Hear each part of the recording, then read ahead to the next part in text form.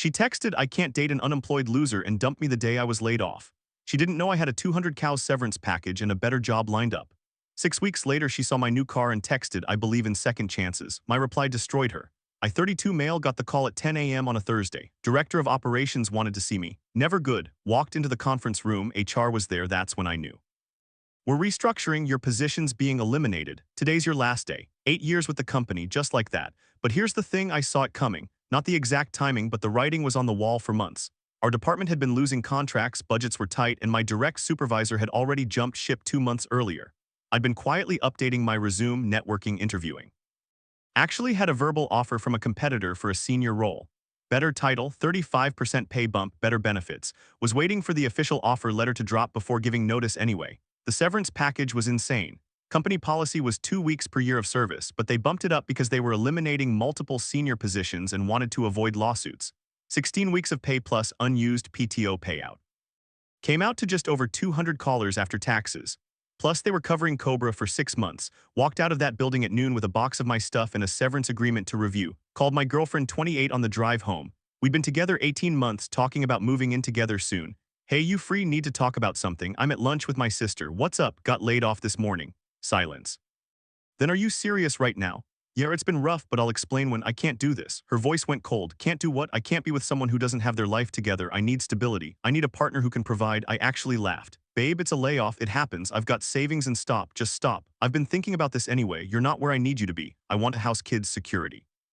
Not someone starting over at 32. Starting over? I'm not. I'm breaking up with you. I need someone established, someone successful. Not," she paused, "not an unemployed loser." That hit different. "Wow, okay then, it's nothing personal. I just can't waste more time on someone who might not work out. Good luck with everything." She hung up, sat in my car in the parking garage for 10 minutes just processing. Woman I'd spent 18 months with, met her family, talked about a future with, gone in 3 minutes because I lost a job, didn't cry, wasn't even that angry, just disappointed. Saw who she really was, got home, cracked a beer, and checked my email. The offer letter had come through while I was getting dumped. Start date 6 weeks out. Salary was actually 40% higher than my old job once I saw the full breakdown. Called my buddy from college who works in finance, needed advice on something. 2 hours later, I had a plan. Took about 80 calories from the severance and made some smart moves. Paid off my car, 14 calories remaining, paid off all credit cards, 8 calories, put a chunk in a high-yield savings account, invested the rest in a diversified portfolio. My buddy helped set up the remaining 120 calories. That was my cushion for the 6 weeks until the new job started, plus emergency fund. Week 1 of unemployment, her best friend texted, "Hey, just wanted to check on you. I heard what happened. That was really harsh. I'm good. Thanks for asking." She's telling everyone you're broke and jobless. "Just wanted you to know people aren't buying it. We know you, appreciate it." That's when I knew she was out there spinning a narrative. The struggling ex-boyfriend she had to cut loose, making herself like the practical one. Week 3, her cousin reached out. "Dude, you got a raw deal. My cousin can be intense about money stuff. Her dad left when she was young. Finances are a trigger, not my problem anymore." I spent those 6 weeks decompressing, hadn't realized how burnt out I was, slept in, worked out, caught up on reading. Interviewed with 2 more companies just to see my market value, both offered more than the job I'd accepted. Traveled for a week. Week 5, I bought a new car, nothing crazy. A certified pre-owned Tesla Model 3. Always wanted one, had the cash now, and the new job came with free charging at the office. Paid $52 outright, picked it up on a Saturday, drove it around, feeling good, stopped at a coffee shop near my old apartment, and there she was. At an outdoor table with her sister, she saw the car first, did a double take, then saw me getting out. Her jaw literally dropped. I nodded politely, went inside, got my coffee, came back out. She was staring the entire time. As I walked past, she called out, "Nice car, thanks," kept walking. "Wait, can we talk for a second?" I stopped, "Make it quick." She stood up, her sister looked uncomfortable. "Wow, a Tesla, that's amazing. How did you?" "Severance package was good, used it smart, that's great, really happy for you." Fake smile. "So what are you doing now?" "Still looking, start my new job Monday, senior director role, better than the old place." Her face did something complicated. Shock, regret, panic all at once. That's incredible." "Wow, pause. Look, I know we left things badly. You dumped me and called me an unemployed loser." Her sister coughed. She looked embarrassed. "I was emotional. I didn't mean." "Yeah, you did, but it's cool. Worked out for both of us." "I've been thinking about you," she said quickly. "About us. I made a mistake. I was scared and I overreacted." "Okay. I believe in second chances," she said, reaching for my arm. "Everyone deserves a second chance. Maybe we could get coffee this week, talk properly." I looked at her hand on my arm, then at her face. She had that look. The one she used when she wanted something. "No," I said. "No, I don't date people who think love comes with conditions. You showed me who you are when things got hard. I believe in second chances for people who deserve them. You don't." Her face went red. "Are you serious? After everything we had lasted until I lost my job. That's not everything, that's barely anything. I made one mistake. You made a choice, a calculated one. You even said you've been thinking about it. So no, I don't want to get coffee. I don't want to talk. I want you to live with the consequences of choosing a paycheck over a person. Her sister was looking at her phone like it was the most interesting thing ever. You're being cruel, she said. I'm being clear, we're done. Enjoy your coffee. Got in my car and left. Checked the rear view. She was just standing there. Felt pretty good, honestly. Update 1. It's been 2 weeks since the coffee shop incident. Started the new job. It's great. Team solid, challenges are interesting. But that's not why I'm updating. She's lost her mind. Monday after our encounter, she texted at 11 p.m. Still thinking about what you said. You're right. I screwed up. Can we please talk? Didn't respond. Tuesday, I know I hurt you. I was wrong. I miss you. I miss us. Still nothing. Wednesday, you're really going to ignore me? That's mature. Oh, now she wants to talk about maturity. Thursday, she switched tactics, called 3 times, left a voicemail. I'm at the restaurant where we had our first date. Thought maybe you'd want to come by.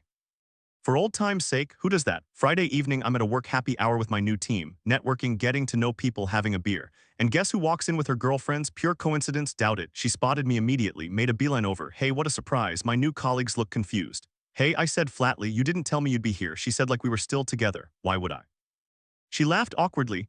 Right, of course, just thought I don't know. She glanced at my coworkers. Aren't you going to introduce me? This is my ex-girlfriend. We broke up. She's just leaving. The table went silent. Her face went white then red. You're being ridiculous. Can we talk outside? Nope, fine, be childish. She stormed off. One of my new colleagues, this guy from the marketing team, raised his eyebrows. That was awkward. Yeah, long story, she dumped you and now she wants you back. Pretty much. Classic. He shook his head.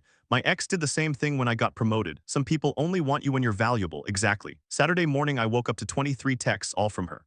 Highlights include, you embarrassed me in front of everyone. I was trying to be nice and you humiliated me. You've changed. The old you would never be this mean. I'm starting to think you never really loved me. My friends think you're being abusive. Withholding closure is emotional abuse. Fine, I hope you're happy alone. You'll regret this. Blocked her number. Sunday, her sister texted, hey, I know things are weird. Just wanted to say my sister's going through stuff right now. She really did care about you. Maybe give her another chance to explain. Replied, she had 18 months to care about me. She chose not to. Tell her to move on. I have. Monday at work, I got called into HR. My stomach dropped. The HR woman looked uncomfortable. We received a complaint about you. What kind of complaint? Someone claiming to be your ex-girlfriend called saying you've been harassing her, sending unwanted messages, showing up places she is, making her uncomfortable. I actually laughed. That's literally the opposite of what's happening. Can you elaborate? I pulled out my phone, showed her the text history before I blocked her. The calls, explained the coffee shop encounter, the bar situation. I haven't initiated contact once. She's been the one reaching out. I blocked her number yesterday. She reviewed everything. This is clearly not harassment on your part. I'll note that in the file and close the complaint. If she contacts us again, we'll handle it. Can I get that in writing just to cover myself? Smart. Yes, I'll email you a summary. Left that meeting feeling weird. She tried to mess with my new job after dumping me for not having one. The audacity. Tuesday evening, I was grabbing takeout near my place. Ran into her mother. Haven't seen her since the breakup. Oh, hi, she looked nervous. Hi, my daughter mentioned you two ran into each other. Yeah. She's pretty upset, says you've been cruel. I just stared at her.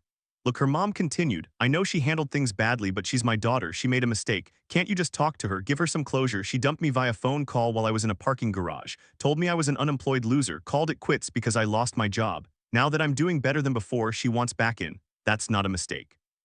That's a character flaw. Her mom looked uncomfortable. She was scared. Her father left us with nothing. Money is a sensitive subject. Then she should date a bank account, not a person. That's harsh. So was calling me a loser when I was already having the worst day of my career. I paid for my food and left. Got home, poured a drink, sat on my couch. Here's the thing, I'm not even mad anymore. I'm just tired of it. She made her choice. It was a bad choice. Now she wants a do-over because the outcome didn't benefit her. But life doesn't work like that. My phone buzzed. Unknown number. I got a new number. Please don't block this one. I just need to talk to you. I stared at that message for a long time. Then I typed, I'm going to say this once. We are done. Permanently. You ended things when I needed support. You're only back because I don't need support anymore.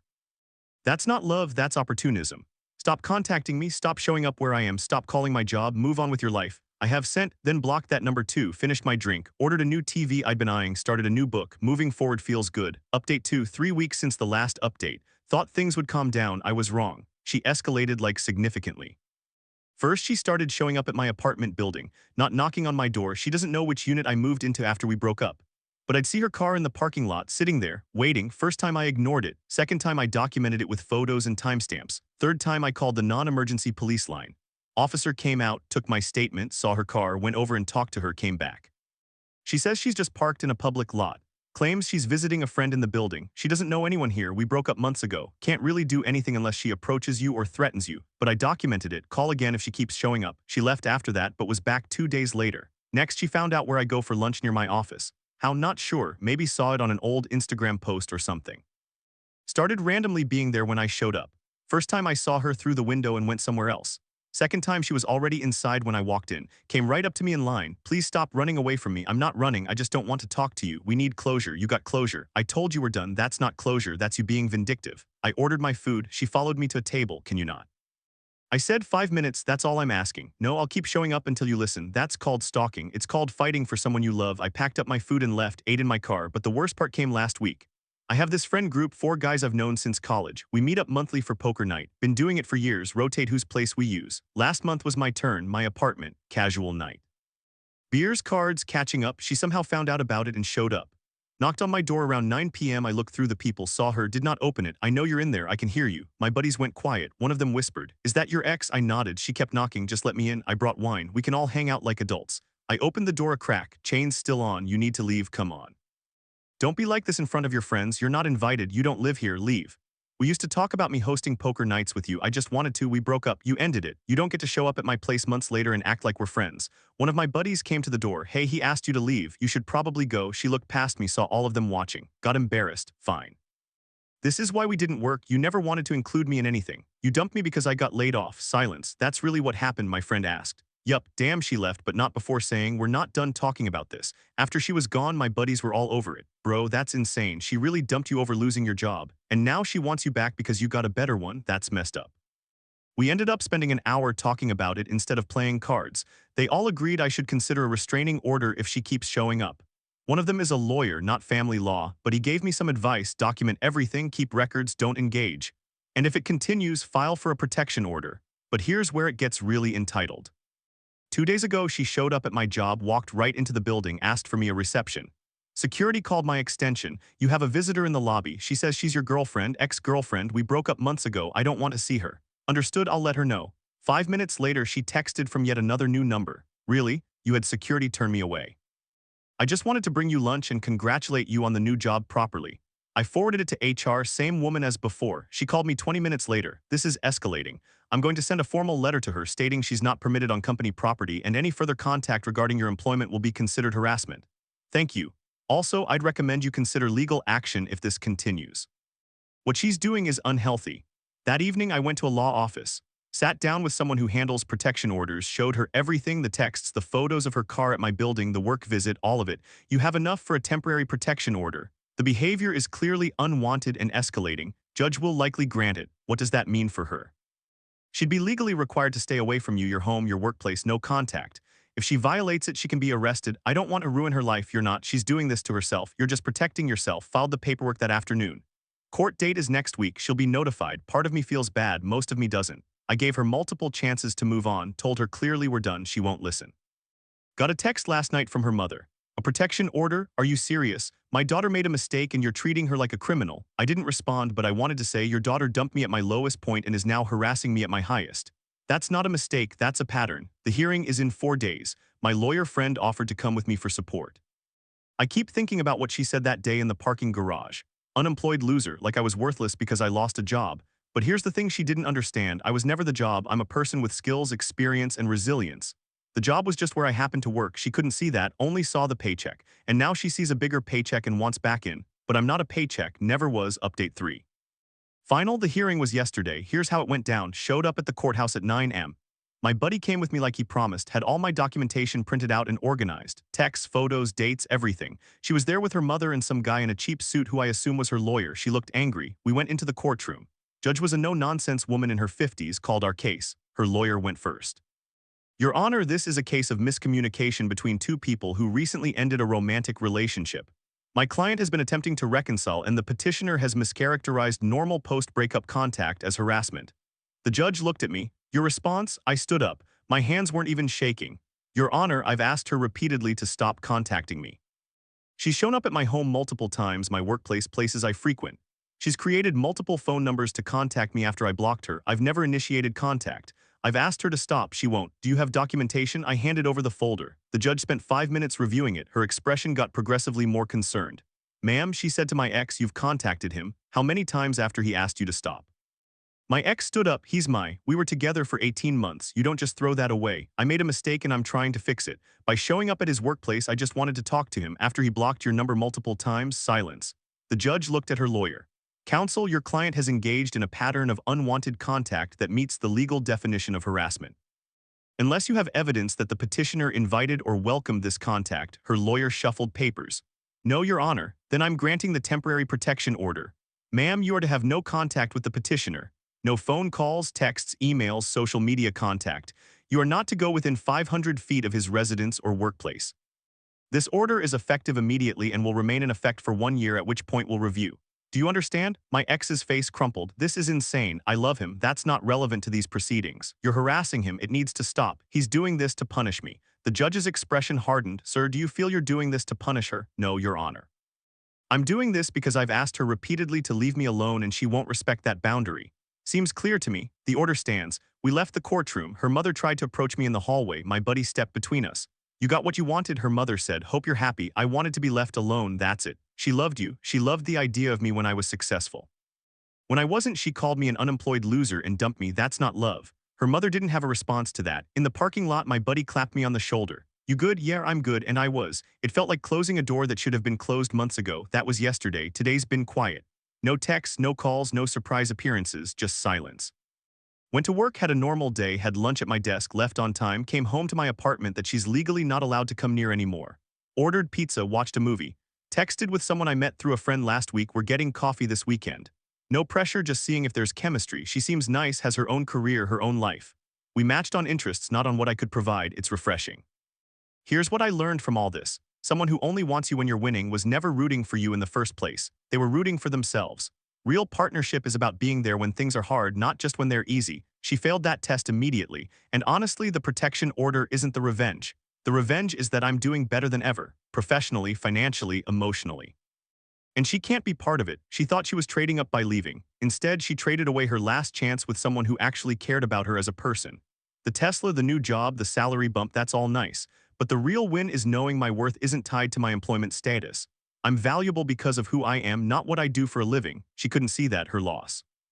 To everyone asking if I feel guilty about the protection order, no. I gave her multiple opportunities to respect my boundaries. She chose not to. The legal system exists for situations exactly like this. To the people saying I should have given her another chance, why? So she could dump me again the next time life got complicated, hard pass. And to the few people saying I'm being cruel, there's nothing cruel about protecting your peace. I don't owe anyone access to my life, especially someone who threw me away when I was down. The best part? My new job is going great, got positive feedback in my first month review. Boss mentioned potential for promotion to VP level within a year if I keep performing, making more money than I ever have actual work-life balance. My apartment's exactly how I want it. My car still makes me smile every time I get in it. My savings account is growing, my stress levels are down, and she's legally required to leave me alone. That's not revenge. That's just consequences finally catching up with someone who thought other people were disposable based on their bank statements. She texted me once from a friend's phone the night after the hearing, just one message. I hope you know you ruined everything we could have had. I didn't respond. But if I had, I would have said you ruined it the second you called me an unemployed loser. I just refused to let you unruin it when it became convenient for you. Deleted the message, blocked that number too. Final update because people keep asking about the coffee date. It went well, really well. We talked for 3 hours. She's a graphic designer, has her own freelance business. Didn't ask what I make, didn't care about my car. We talked about books, travel, weird hobbies. She collects vintage postcards. I think that's cool. We're getting dinner this weekend. No idea if it'll go anywhere, but it feels different. Feels like she's interested in me. Not my resume. That's how it should be. So yeah, that's the end of this saga. The girl who dumped me for being an unemployed loser is legally barred from contacting me while I'm living my best life with a great job, a nice car, and actual peace. Some stories do have satisfying endings. This is one of them. Thanks for following along, everyone. Time to close this chapter for good and see what comes next.